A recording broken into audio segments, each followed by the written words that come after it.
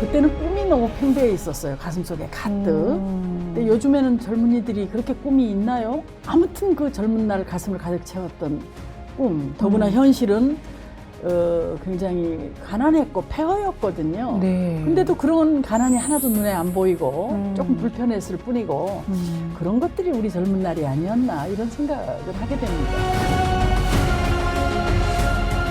사랑이라는 게 그렇게 쉬운 게 아니에요. 근데 그만큼 아프고 고통받고 열패감을 갖고 예. 수모를 당하고 감정도 네. 그래 볼 가치가 있어요. 적어도 그 가치를 겪어서 나오면 어떤 위대한 교사나 어떤 위대한 책보다도 더 자기를 성장시켰다는 걸 그렇죠. 볼 수 있는 경험이 바로 그 속에 있기 때문에 네. 그렇다고 저는 생각해요.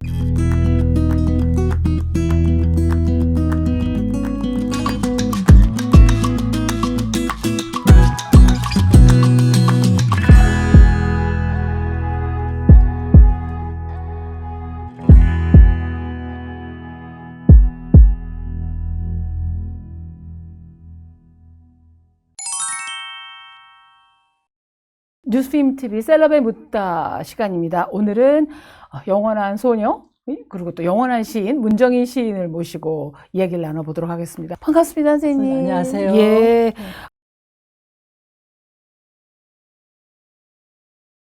사실 저는 문정인 시인과의 인연이 마일리지가 경향신문 기자 시절부터 굉장히 그럼요. 깊지만 네. 제가 늘 감동하는 건 이렇게 숫자 연령으로 볼 때는 어르신인데 한 번도 이렇게 어르신다운 뭐 조언이나 충고나 이런 거는 해주신 적이 없기 때문에 네. 오늘 제가 문정인 시인님을 꼭 여기에 모시자고 이제 부탁을 드렸거든요. 아유, 너무 감사합니다. 왜냐하면 청춘들이 참 때로는 네. 너무 답답해서 어른들 얘기를 듣고 싶지만 꼰대 이야기하면 어쩌나 싶어가지고 어른들 만나기 싫어하는 것 같은데요. 시를 사랑하는 분이 아니라 하더라도 네. 문정인 시인의 시는 다들 너무 좋아하시겠지만 특히 이번에 이제 셀럽은 시인이 이제 많이 나오신 것 같지는 않은데 시인의 감성 특히 네.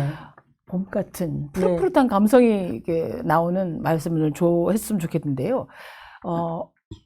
요새 뭐 꼰대, 베이비 부머, X세대 뭐 다들 세대를 나누긴 하지만 그래도 모든 사람들한테는 청춘이 있지 않습니까? 네. 젊은 시절이 있고. 네. 그러니까 선생님이 사실 고등학교 시절에 천재 문학소녀로 등단하셨잖아요. 천재는 아니지만 네. 시집을 냈죠. 고등학교 때. 예. 당돌했죠. 예. 근데 그때 청춘과 네. 지금 21세기, 2025년의 청춘하고는 어마어마하게 그렇죠. 뭐 학제도 그렇고 감성도 다를 것 같은데 그때 선생님의 사실 10대 시절이 굉장히 궁금하거든요. 문학소녀. 네. 네. 뭐 되게 이제 그 회고하게 되면 네.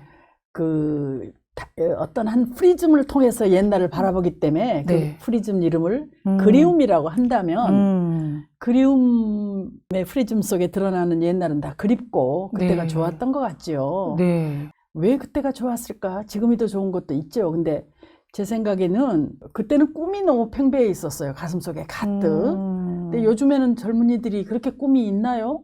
있겠죠. 아무래도 있긴 있지만 조금. 예, 꿈이 있다고 말하는 것조차 좀 두려워하는 것 같아요. 그리고 그 꿈의 컬러가 너무 바뀌어가지고 네.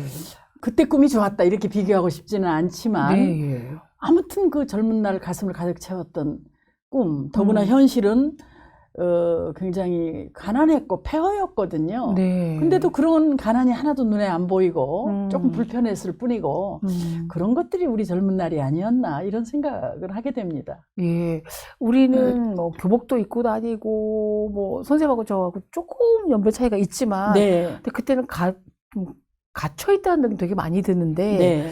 요즘 청춘들을 보면 너무 자유롭고 네.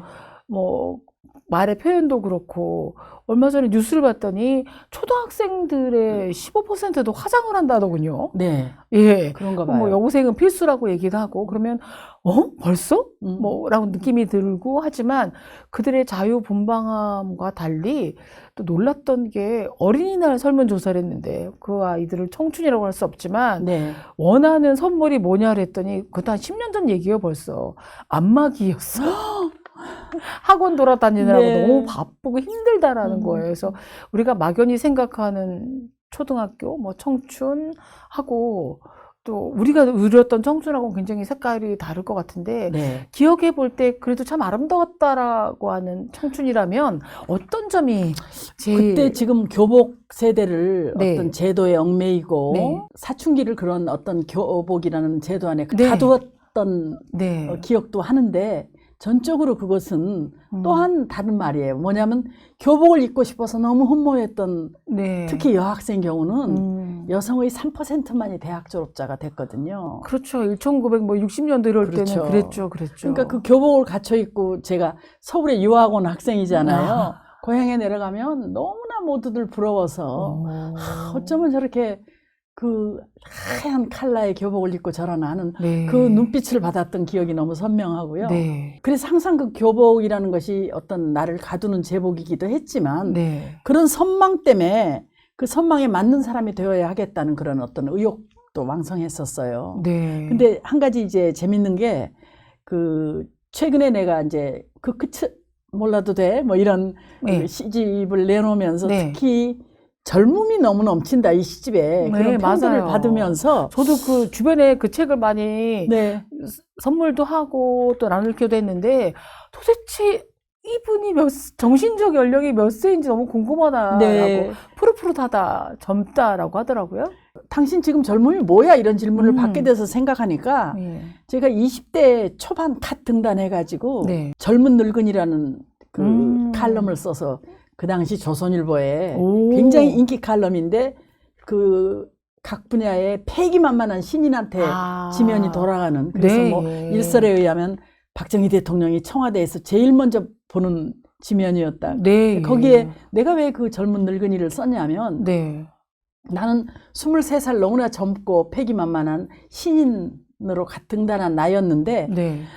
내면을 보면 너무나 늙은이가 많았어요. 내 마음속에. 왜냐하면 음. 어떤 기득권에 빨리 가서 성공하고 싶은 그러니까 음. 성공이라는 단어가 기득이 이뤄낸 어떤 그 부류에 같이 끼고 네. 싶은 그리고 그 이름을 뭐 어떤 형태로든지 빨리 막 날리고 싶은 막 이런 열망들이 많았거든요. 네. 그러면서 그것을 들여다보면서 이거야말로 얼마나 늙은 것인가. 뭐냐면 가보지 못한 길, 위험하고 좀 더 넓고 이런 길에 도전하는 것이 젊음이라면 네. 너는 너무나 안전한 길을 택하고 있다. 이런 것을 썼던 기억이 나요. 네. 그래서 그것을 역으로 최근에 나는 어떤 생물학적 나이는 많아졌지만 그렇게 본다면 내 마음속에 너무 젊음이 넘치거든요. 아직도. 그렇죠. 그래서 이 젊고 늙다는 문제를 단순히 신체적 어떤 한 기간, 인생을 살아오는 동안에 신체적 기간을 얘기한다면 이거는 이 표현이 문제가 있다. 네. 그런 생각들을 좀 해봤어요. 그래서 네. 저는 옛날이 그리웠다, 오늘이 그립다 이런 것이 아니고 모든 순간은 불꽃이고 아름답다. 늘 이렇게 생각을 해보죠. 모든 순간이 불꽃이라는 그런데 안타깝게도 불꽃일 때는 제가 타오를 때는 몰랐고 모르죠. 이제 희미한 제가 되는 나이가 되니까 맞아 불꽃인 시절이 있었지라 생각이 드는데요. 네. 저는 너무 개인적인 얘기긴 한데 네. 정말 기자 생활을 일제 강점기만큼 했기 때문에 다양한 분을 참 맞아요. 많이 만났는데 꾸준히 날짜 정해서 약속 정해서 만나는 분이 참 드물거든요. 네. 그러니까 인터뷰를 했고 취재를 했다는 이유만으로. 근데 문정희 시인과는 제가 꼭 날짜를 정해서 밥 먹어요 선생님으로 제가 먼저 제안하고 근데 한번 궁금했어요. 왜 내가 이렇게 문정희 선생님을 좋아하나? 왜 선생님을 만나고 싶어질까 생각해 봤더니 제가 만나는 분들 중에 가장 선생님이 대화가 싱싱하고 젊어요. 그래서 그 얘기는 뭐 젊은 사람들 분위기를 낸 게 아니라 선생님한테 제가 항상 오늘 이야기를 들어요. 아, 너무 다행이에요. 오늘 이야기를 들어요. 그러니까 신간이라든가 새로 나온 영화라든가 뭐 어떠서 일어나갖고 있는 뭐 문단 일들은 선생님이 문학 담당 기자보다 먼저 저한테 알려줄 때가 되게 많고 지금 신간도 저도 열심히 네. 책을 읽는 너무 많이 찾아보지만 읽으시죠. 선생님이 늘 이렇게 추천을 이 책 읽어봐요. 이게 너무 좋아요. 그래서 사실은 근데 나이가 들면 항상 어제 얘기를 하게 돼 있거든요. 근데 선생님이 늘 오늘을 사실 수 있는 비결이 뭘까요? 저는 이거는 또 분명해요. 누가 이렇게 만나자 그랬을 때 가슴이 뛰어야 나가거든요. 근데 주로 정말 이 많은 여성 친구에게 미안하지만 남성과의 약속이 더 좋아요, 아직도. 그리고 약간 부럽습니다. 약간 또 그 남자가 연하면 더 좋고 이러는데 설렘이 좀 있어야 되죠. 그렇죠. 예, 그래야 예. 뭐 립스틱도 빨갛게 바르고 이런 기분이 나는데 유인경 작가님이 부를 때는 정말 가슴이 뛰어요. 그래서 제가 좀 남성 호르몬이 많긴 해요. 그렇게 밝게 받아들여주고 막 이렇게 하고요. 그래서 만나고 돌아오면 야, 저 정말 사람을 저렇게 긍정적으로 기쁘게 해주고 밝게 해주고 근데 그것이 단순한 어떤 정서의 문제가 아니고 끝없이 지독하게도 책을 읽어대고 자기 갱신을 하고 있는 그 모습 그걸 볼 때 저는 아주 놀래죠. 그래서 굉장히 내가 설레고 만나는 한 분 중에 하나죠. 저는 아마 거의 유일하죠. 뭐 많이 안 만나니까. 선생님 시들이 뭐 연령에 상관없이 사랑받고 있고 뭐 아까 선생님이 뭐 깊이가 없다고 하셨지만 선생님 시에서 수많은 그러니까 국경과 세대를 초월한 시들 많이 쓰셨지만 근데 많이 널리 회자되고 암송되고 하는 게 사랑 시들이 참 많고 그 연애할 때 이렇게 많이 전달되는 시, 한계령 뭐 폭설만 쏟아지면 전부 다 그 시 인용하기도 하고 뭐 찔레꽃도 그렇고 뭐 그런데 사실 연애란 말조차 요즘 굉장히 희귀한 단어인 것 같아요. 그럼요. 그러니까 썸 탄다라는 말. 그럼요. 그러니까 속된 표현으로 하면 간만 보는 거잖아요. 그렇죠. 근데 썸 탄다라고 썸남 썸녀라는 하지만 네.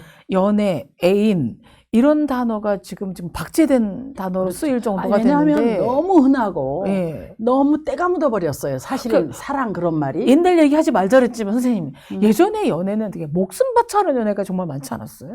그렇지도 않은 것 같아요. 진짜요? 사실은요. 이제 그 문인들을 만나면 옛날에 우리 젊은 시절에는 시들을 그렇게 그때 시 안 읽었어요. 너무 위안이 된다. 네. 그리고 그때 우리는 밤을 새워 읽었지. 정말 그랬나 싶어요. 다 현실에선 그러는데 네. 지나간 거니까 그렇게 얘기하는 것 같아요. 근데 제가 연애를 아직도 못 잊고 사랑 이 얘기를 지금도 막 쓰고 싶은 이유는 제대로 한 번도 못했다는 열등감이 커요.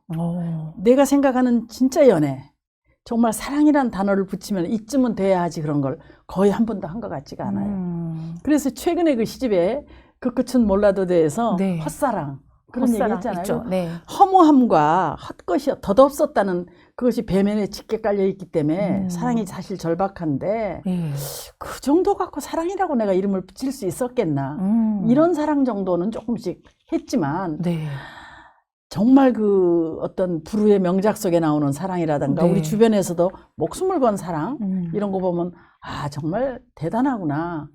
한 생명을 타고 어느 기간을 살면서 적어도 한 인간이면 인간, 한 어떤 장르면 장르를 저 정도는 가야지 좀 그 말을 쓸 수 있지 않을까 하는 정도로 깊이 빠지는 그런 것들을 한번 해보고 싶은데 못했어요. 그렇죠. 근데 뭐 실연당해서 네.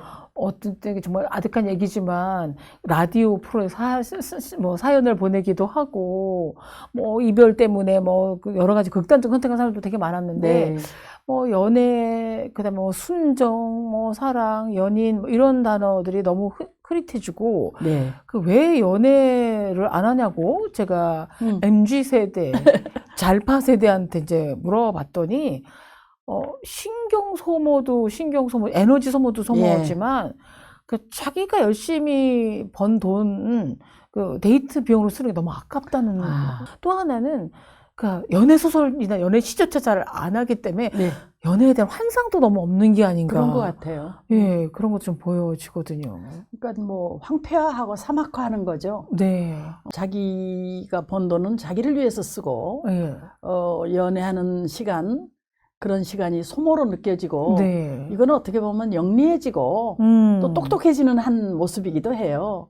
그러나 인간의 그 삶이라는 것은 참으로 오묘하고 복합단안해서 그러면 결국은 자기 황폐화에 도달하고 불행하고 그 자체야말로 비극이 아닌가 이런 느낌이 듭니다. 저는. 네. 그래서 사실 연애라는 게 눈만 마주치는 게 아니라 이제 손도 좀 잡아야 되고 오감이 다 황홀하게 왜 그런 말 많이 하잖아요. 진짜 사랑하는 사람을 발견하면 귀에서 이제 종소리가 들린다. 한 번도 좋은 소리 안 들어봤는데. 종소리는커녕 항아리 깨지는 소리가 들리는 경우가 굉장히 많았는데 네. 저 무서운 거는요, 선생님. 네. 이게 너무 놀라운 속도로 과학이 발달돼요. 챗 GPT라든가 네. AI라든가. 근데 그들하고 대화를 하면서 만족하는 청춘들에게 많다는 거예요. 만족은 그 예. 시간 소모를 하는 거죠. 어. 만족이 되겠습니까? 예. 저는 이제 특히 외국에서 한 3개월 정도 네. 외국 작가하고 만나서 같이 왜 생활한 적도 있잖아요. 예. 마지막 헤어질 때, 그래서 마지막 손을 잡을 때 그 살과 살 사이에 전해지는 따스한 피, 가슴이 무너진 듯 아팠어요. 왜냐하면 이 살을 다시 이 피를 우리가 만질 수 있을까? 그리고 어딘가 모르게 너는 어느 다른 벌판에 너는 재가 되어 누워 있을 거고 나는 또 어떤 우리 코리아의 한반도에 누워 있겠지 이런 생각하면 인간으로 잠깐 태어나서 만났다는 게 이렇게 소중하고 즐거운데 그래서 인간의 구원이라는 것은 결국 자기 승리를 하는 거지만 네. 뭐 종교도 그렇고 그러나 그래도 인간과 인간 사이에 이런 따스한 피를 교류하고 그 이야기 때문에 아파하고 이런 것이야말로 삶이 아닌가. 네. 사랑을 왜 기쁘려고 합니까?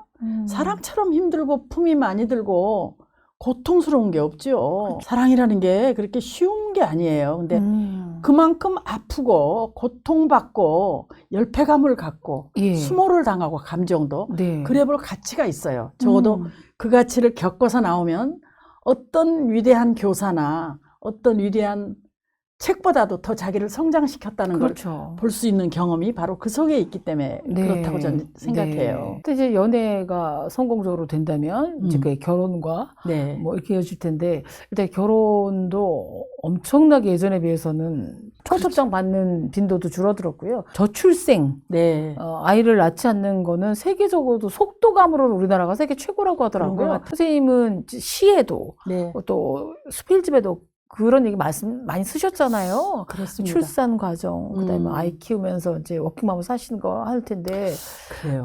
시인만이 아니라 이렇게 한 인간으로 인간으로 어머니로 어떤 의미였어요? 결혼은 저는 사랑을 무화시키는 거라고 생각했어요. 그러니까 다른 것으로 변질하는 거지요.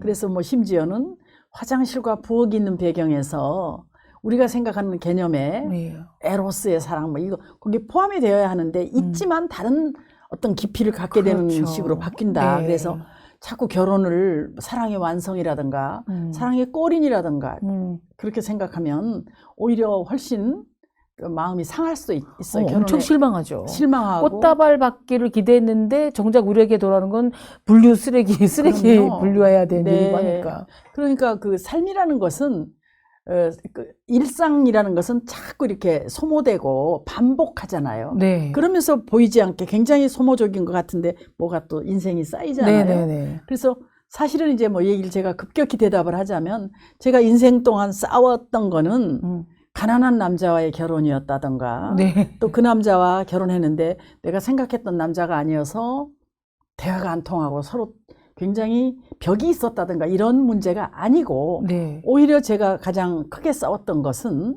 너무 반복되는 똑같은 일상이었어요.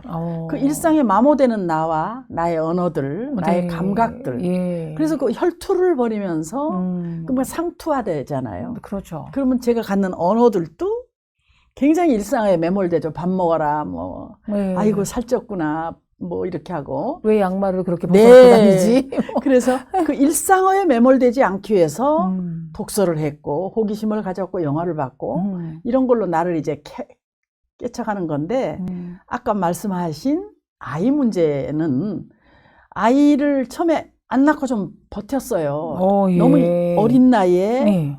무모하게 일찍 결혼을 해서 그때도 뭐 조금 똑똑했는지 가만히 있어 좀 생각해보자 이런 생각 때문에 그 점점 멀어져요. 네. 이게 아닌 것 같아요. 그래서 아이를 갖고 아이를 낳았는데 그 과정이 알고는 못할 짓이죠. 그러나 그 아이 낳을 때 한 여성으로서 세상에 자기 가장 비밀스럽고 가장 치부이면서 가장 아름다운 곳이기도 하고 가장 위대한 곳이기도 한 그걸 열어버리잖아요. 그렇죠. 그 완벽한 절망과 패배감, 그 극도의 아픔, 한 동물인 인간으로서 겪어야 할 그것을 통해서 아이가 탄생되잖아요. 그래서 위대하다 이렇게 함부로 말하고 싶진 않아요. 그걸 겪으면서 달라져 버린 거죠. 아, 이걸 겪었으니 앞에는 오는 것은 품을 수밖에 없는. 네. 그래서 한 인간으로 태어나 그래도 결혼제도라는 것이 우리가 지금 발견한 제도 중에 기중 또 괜찮다는 제도니까 그렇죠. 그것을 거쳐서 아이를 하나 내고 결혼제도를 겪지 않는다 하더라도 아이를 낳을 수도 있지만 그렇게 해서 한 생명을 또 이 세상에 이렇게 등장시킨다는 것은 더없이 내가 생명을 갖고 태어난 사람으로서의 한 좋은 절차 하나를 크게 한 거 아닌가. 그래서 저는 굉장히 그 생명다운 생명 이렇게 보기는 합니다. 근데 이게 각자 개인이랑 인간이라는 게 이 똑같은 생각을 너에게도 적용하고 다 그렇게 할 수는 없잖아요. 그래서 혹시 아이를 갖지 않겠다고 결심한 사람들이 있을 수 있죠. 그럼 또 그대로 저는 존중을 하기도 합니다. 그러니까 결혼이며 출생이 다 선택이죠. 필수 그렇죠. 의무사항은 아닌데 제 경우에는 제 딸의 그 휴대폰에 저장된 명칭이 신의 축복이에요. 아유, 그렇죠. 예, 그러니까 제가 스스로 선택해서 한 일, 조력자도 있었지만, 제 남편 조력자 있었지만, 그러니까, 힘들었죠, 여러 가지로. 그렇죠. 힘들고, 엉터리망터리 엄마기도 하고, 딸한테 여전히 비웃음을 받고 하지만, 이제 더 나이가 들다 보니까, 결국 자식이 나를 다시 어른으로 만들어주는구나. 그렇죠. 그래서 그렇게, 그 아이 때문에 좀 혀를 깨물게 되고, 그건 그래요. 예. 그리고 절대 뭐, 이렇게, 하나님 앞에, 부처님 앞에, 종교 앞에서 신성해지는 것보다 자식 앞에서 좀 신성해져야 되겠다. 아니, 저는 손자가 나왔다는 얘기를 듣고 그 아이를 만났을 때 세상을 다 용서하고 싶더라고요. 그쵸. 제가 가졌던 어떤 혐오, 원한 그런 것들을 이거 하나로 나는 다 그냥 감사합니다. 이런 말만 이렇게 나오더라고요.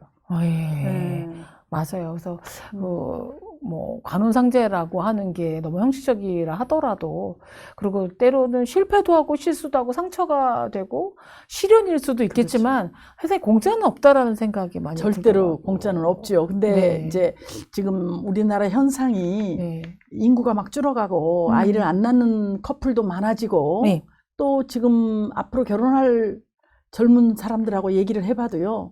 아이에 대한 관심이 별로 많지 않아요. 근데 그래서 굉장히 국가의 미래가 암울한 것처럼 얘기하는 것은 제 의견으로는 그렇게 맞지 않다고 봐요. 왜냐하면 인구가 많다. 그래야 국가가 막 발전하고 이런 거는 대량 생산, 대량 소비 그리고 어떤 국가적 파워로서는 당연히 맞는 얘기지만 어떻게 보면 경쟁도 좀 줄어들 테고 또 대량 생산, 대량 소비의 그런 그 어떤 그 되풀이에서 벗어나니까 공해도 좀 줄어갈 것이고 사람과 사람 사이가 경쟁 상대가 아니라 사랑도 할 것이고. 그렇죠. 이제 선생님 시가 많이 암송되고 또 요새는 뭐 이 카카오톡이라든가 이런 데 널리 퍼지기도 하는데 중년 여성들에게 가장 많이 사랑받는 시 중에 하나가 남편이죠. 제가 본인의 낭송보다 읽어드리자면 남편이라는 시에서 아버지도 아니고 오빠도 아닌 아버지와 오빠 사이에 촌수쯤 되는 남자.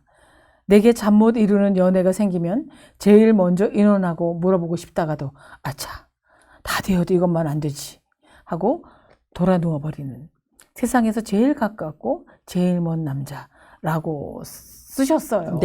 그리고 저는 그 뭐 등도 긁어주고 뭐 보스러 만났을 때 뭐 발라도 주고 뭐 이거 다 기억을 하는데요.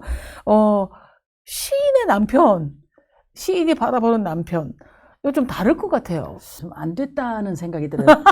왜냐하면 이건 저만 그러는 게 아니라 여성 시인들이 주로 하는 얘기들이 항상 우리는 기둥서방 하나를 여기다 안고 있거든요.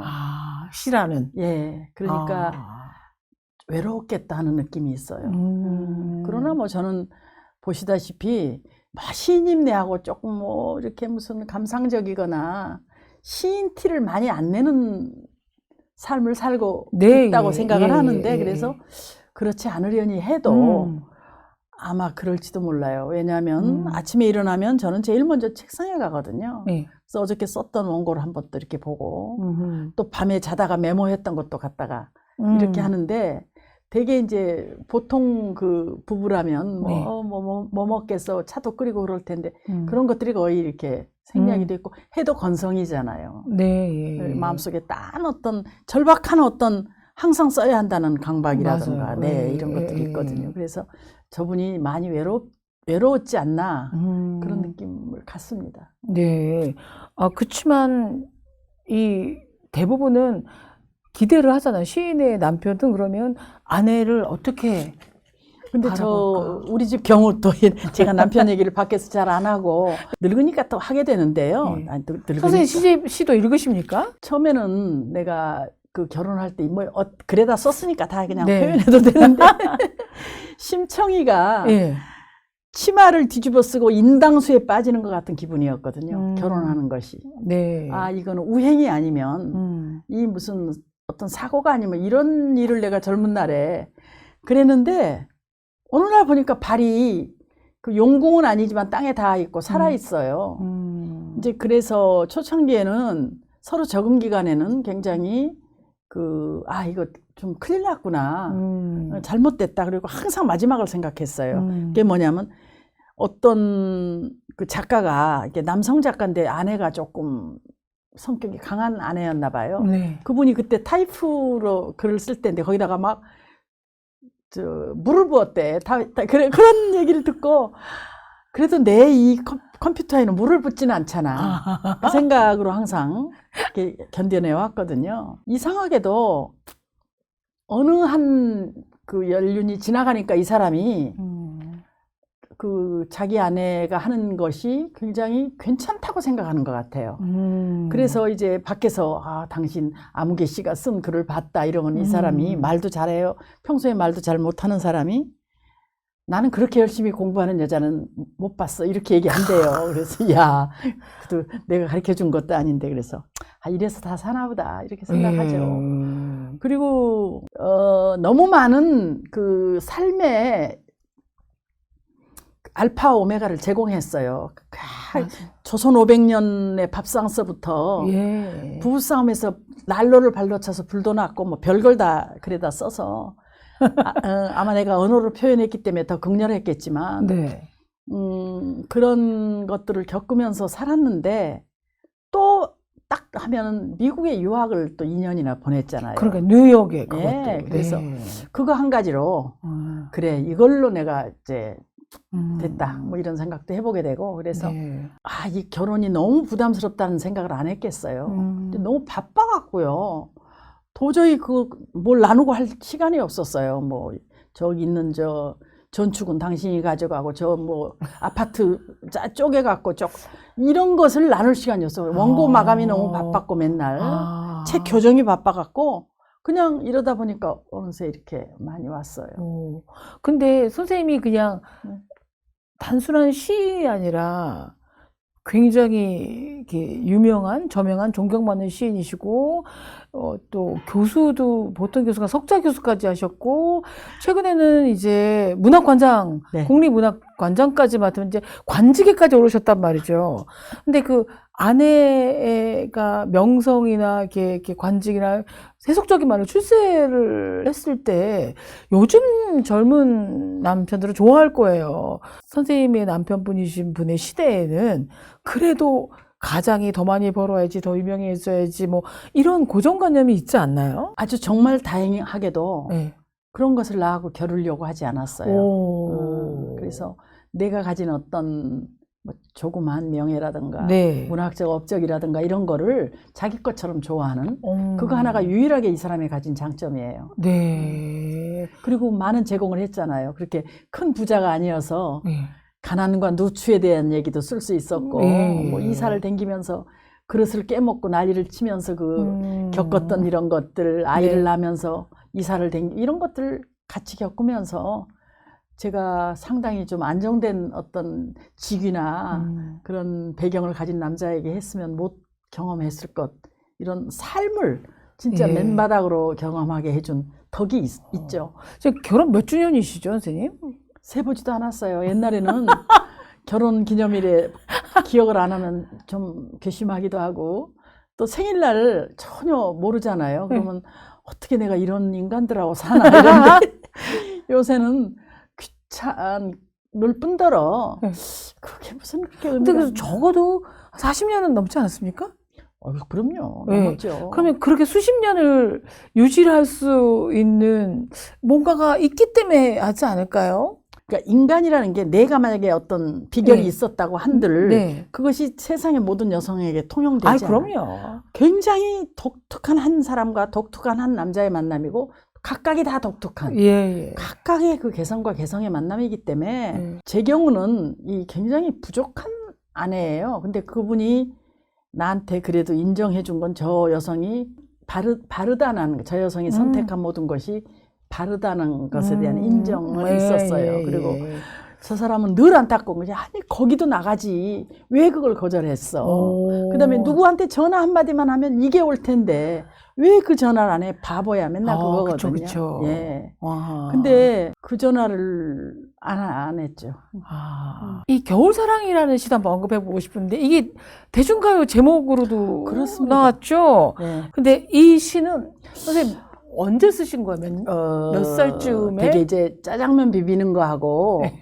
작가의 작법은 안 듣는 게 좋긴 좋아요. 그런데 그냥 하자면 제가 그 뉴욕에서 이제 돌아왔는데 막 너무 피폐해져 있었어요. 네. 그 벌이도 이제 다 돈도 막 거기 예. 가서 많이 까먹고 그래서 정신없이 이렇게 있는데 어느 그 화장품 회사에서 그 12달 사진을 가지고 와서 그 사진에 맞게 시를 써달라고 그러는 거예요. 그래서 카렌다를 만든다고. 네. 그래서 즉흥으로 쓴 건데 그 12달 것이 다 살아서 지금 움직여요.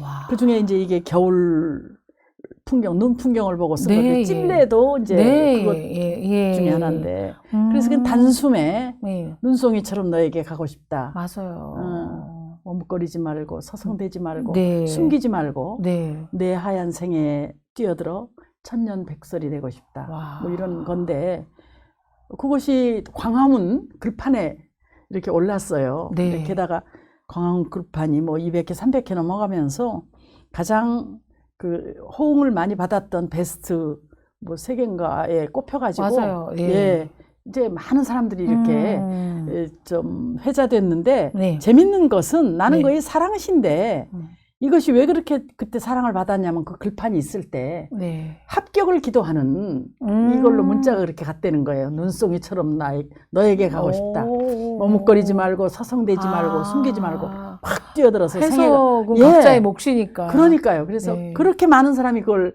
해서 그 합격 기도문으로 보냈다고 해요. 그러니까 네. 시라는 것이 읽히는 방식이 이렇게 다를 수가 있고 이것이 많이 이렇게 여러 가지 의미로 많이 퍼져갈수록 좋은 시겠죠. 네. 3월 8일이 이제 세계 여성의 날이었고요. 네. 근데 또 9월 달에는 전국 지자체에서 여성 주간을 해서 그렇죠. 여성가족부 뭐 폐지를 바라는 분도 많지만 아직은 이제 존속하고 있는 상태이긴 한데 이 남성과 여성이 이제 평등이란 말이 붙은 것도 사실 얼마 되지를 않아요. 네. 남녀가 조화롭게 가정이건 직장이건 뭐 사회생활에서 살아가는 시대가 되어야 될 텐데 아주 어떤 너무 게 필요할까요? 저한테는 반가운 질문인데 네. 내가 이제 등단한 것이 1969년이에요. 네. 그러니까 70년대에 등단을 한 건데 70년대는 한국이 이 전통 보수 사회에서 산업 사회로 그랬죠. 갈려지는 그 순간에 네, 거죠. 네. 그래서 우리 윗대의 여성 시인들이 노래한 정서는 되게 사랑 노래를 하더라도 수줍고 소극적이고 남성들이 이제 많이 구애하면 좀 부끄러운 척하면서 나서는 그런 정서들이 우리 고유 여성의 정서였고 네. 또 여성에 대한 인식도 그야말로 뭐 흔한 말로 가부장적이고 편견이 많으니까 가정 안의 존재로서 아이를 낳거나 이런 존재잖아요. 네. 근데 산업사회 하면서 여성들이 밖으로 나오기 시작하는데 그때 여성들이 가졌던 직업은 뭐 공장에서 단순 노동을 하는 여성이라든가 버스 차장이라든가 집에서 일하는 도우미라든가 이런 수준의 여성들이 일을 했어요. 근데 그때 저는 대학을 졸업한 여성으로 기자였고 학교 교사였잖아요. 네. 그러면서 결혼을 했어요. 그러니까 이게 너무 이게 말도 안 되는 것들이 나한테 다 와요. 학교에서도 굉장히 차별이 있고, 기자하다가 결혼한다고 사표내기도 했고, 그 다음에 결혼 생활 내에서도 그 시댁이 꼭 나빠서가 아니고 아들을 낳아야 한다는 무언의 어떤 그 기대감이 팽배한 분위기에다가 가사노동에 대한 뭐 그것을 이런 건 아무런 계몽이 안 돼 있는 그런 상태에서 그냥 했어요. 제사도 많이 지냈고. 그럴 때 이제 이게 뭐지 하면서 썼던 것들이 그때 상당히 그 실감나는 것들이 많아요. 그러니까 그런 점에서 많은 자료를 제공받았다는 점에서 결혼과 그 사회, 문제 많았던 그 사회에 감사하는 거죠. 그리고 이제 80년대에 뉴욕에 가면서 이론 체계를 정하면서 소위 페미니즘 이런 말도 그전에는 그렇게 통용이 잘 안 되는 이제 여성학이라는 말이 우리나라에 갓 들어오기 시작한 때니까.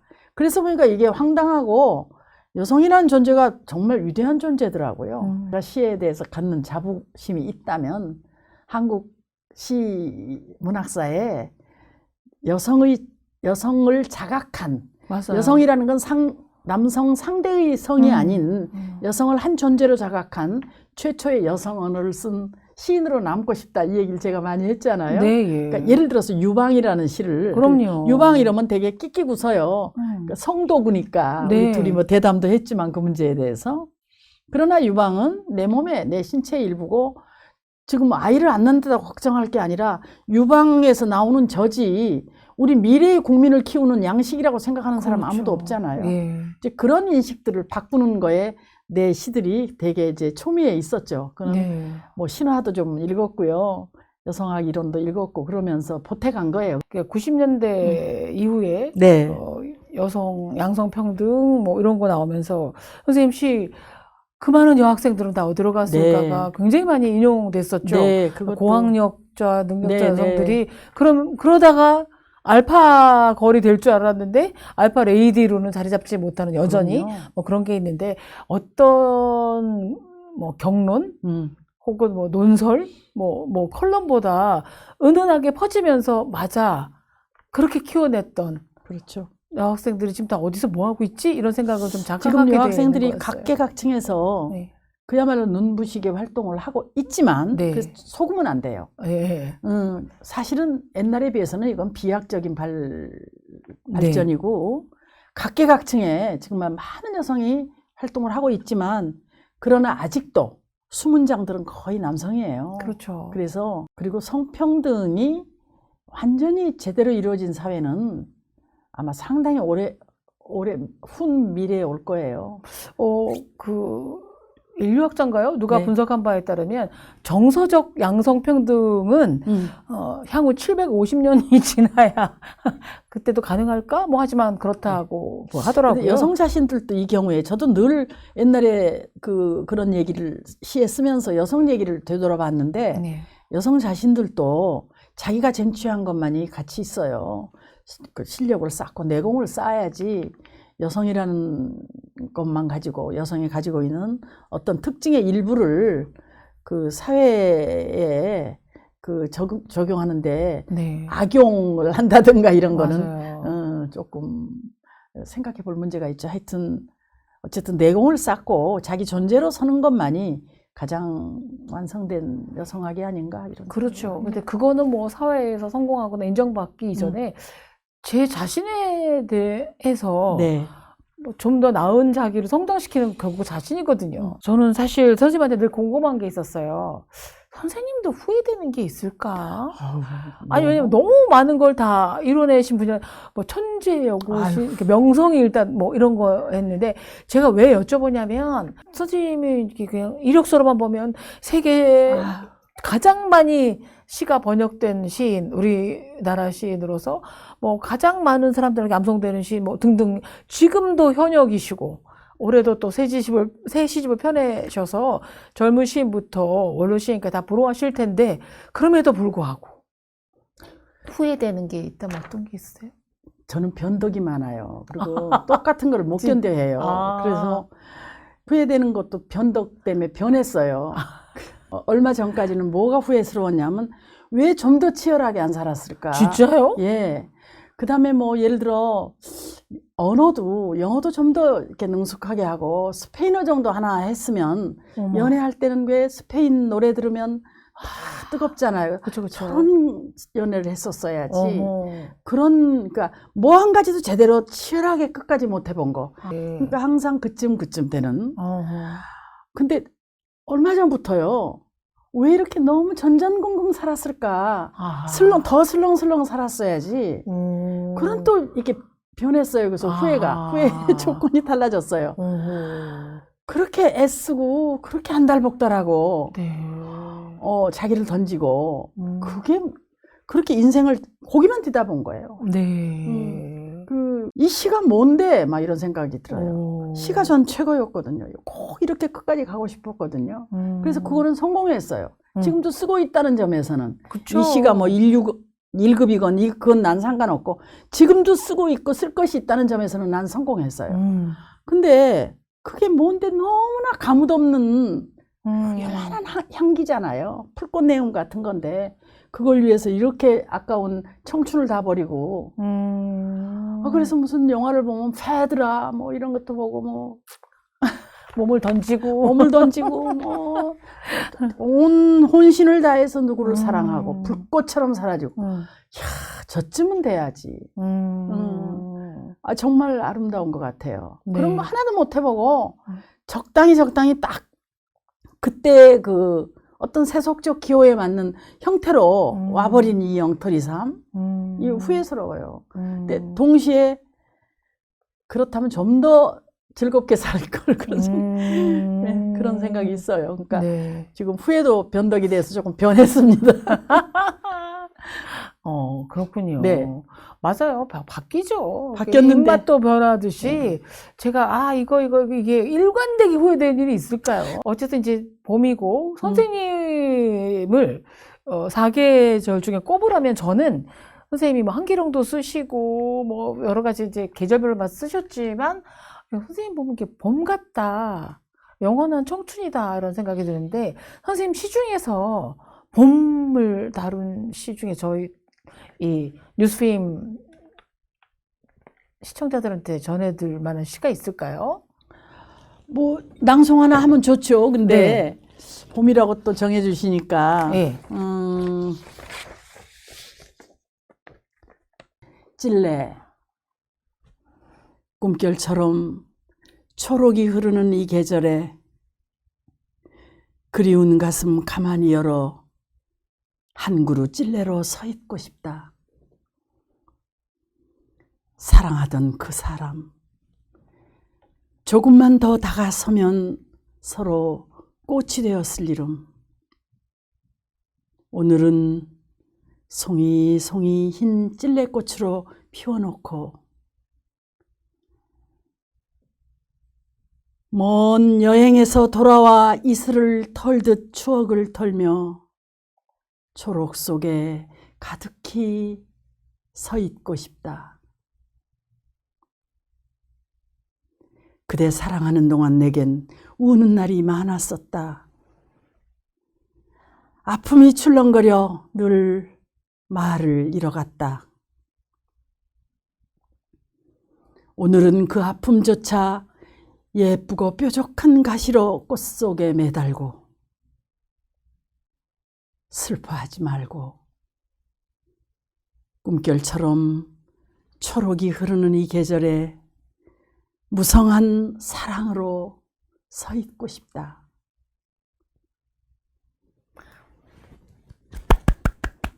선생님, 이 찔레는 네. 한국 사람들 너무 많이 애송되는 시이기도 하지만 제가 기억으로는 그 네. 뉴욕의 쿠퍼 유니온에서 네. 낭송을 그때 할 때, 하셨잖아요. 네.